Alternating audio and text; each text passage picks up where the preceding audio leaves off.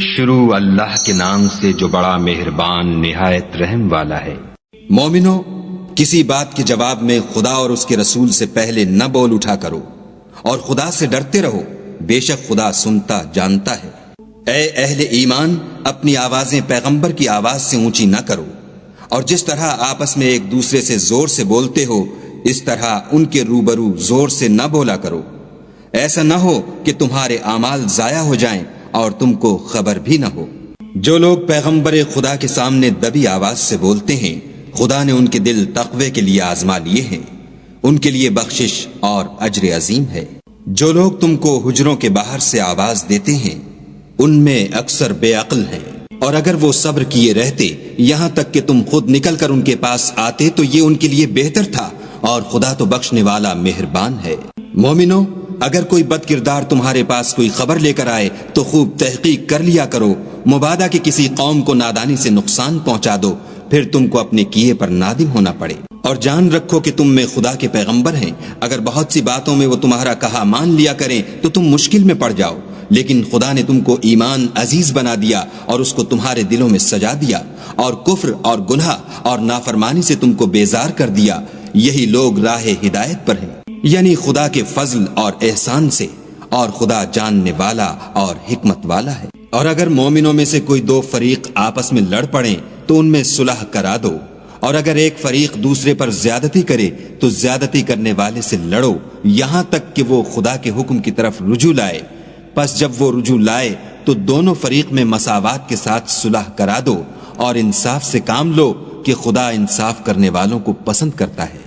مومن تو آپس میں بھائی بھائی ہیں، تو اپنے دو بھائیوں میں صلح کرا دیا کرو، اور خدا سے ڈرتے رہو تاکہ تم پر رحمت کی جائے۔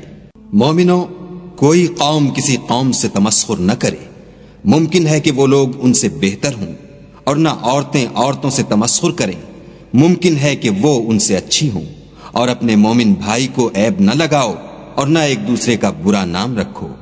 ایمان لانے کے بعد برا نام رکھنا گناہ ہے، اور جو توبہ نہ کریں وہ ظالم ہیں۔ اے اہل ایمان، بہت گمان کرنے سے احتراز کرو کہ بعض گمان گناہ ہیں، اور ایک دوسرے کے حال کا تجسس نہ کیا کرو، اور نہ کوئی کسی کی غیبت کرے۔ کیا تم میں سے کوئی اس بات کو پسند کرے گا کہ اپنے مرے ہوئے بھائی کا گوشت کھائے؟ اس سے تو تم ضرور نفرت کرو گے، تو غیبت نہ کرو، اور خدا کا ڈر رکھو، بے شک خدا توبہ قبول کرنے والا مہربان ہے۔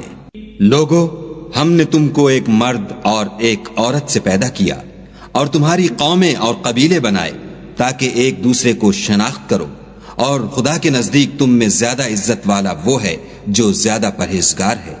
بے شک خدا سب کچھ جاننے والا اور سب سے خبردار ہے۔